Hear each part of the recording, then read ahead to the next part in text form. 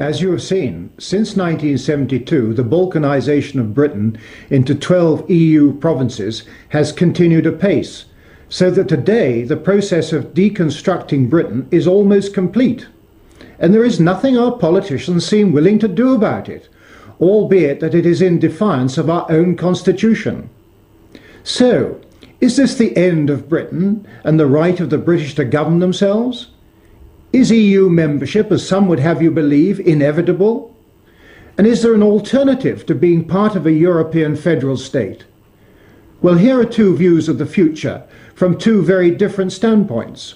First, Ian Milne again.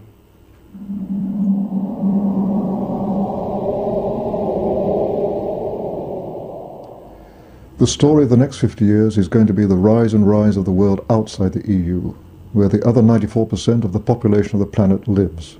In that vibrant, growing 94%, the independent, self-governing nation is the rule, not the exception.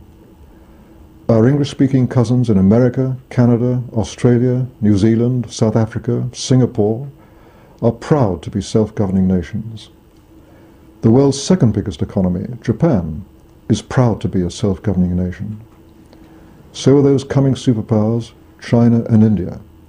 For all these countries, big and small, the idea of surrendering the power to govern themselves, as Britain has done, to a supranational bureaucracy, and a corrupt one at that, is literally incomprehensible.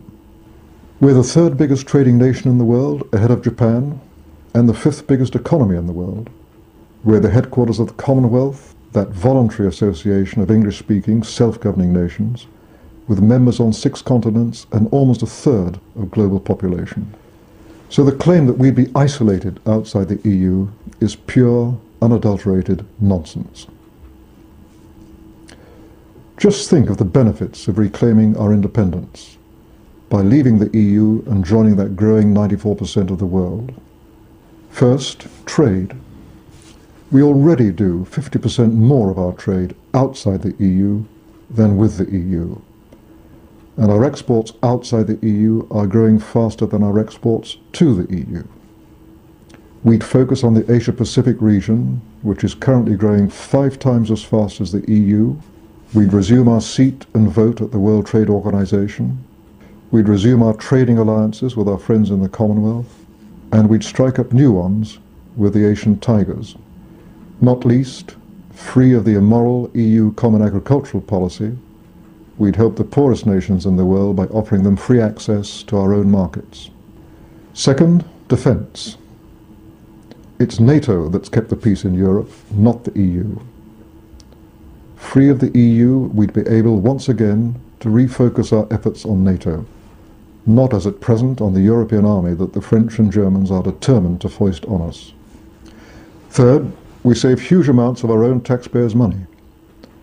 No longer will we hand over £13 billion a year to the EU, a sum that would buy us 12 new hospitals or 4 new aircraft carriers every year. And, as the Chancellor has admitted, we'd save an awful lot more by throwing off the burden of regulation we don't need and by being outside the ruinous Common Agricultural Policy. But most important of all, we'd got our democracy back. That's what getting back sovereignty means. Our own Westminster MPs would once again have the sole power to run our government, a power they've now abandoned to the EU. And we, the citizens, through our right to hire and fire them, would get back control of our own government. After withdrawal, what happens? We continue as members of the United Nations, of NATO, of the Commonwealth, of the World Bank, and so on. We make it clear to the rest of the EU that they're our friends and allies.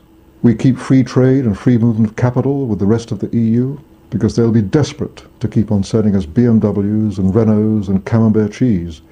We're their biggest single customer worldwide. They sell us far more than we sell them, which means that more of their jobs depend on trade with us than on the other way round. Finally, how do we get out? It's simpler than you'd think. First, we get the support of the British people in a referendum, and then we repeal the 1972 European Communities Act, by which we joined the then common market. That's all we have to do. The rest is detail.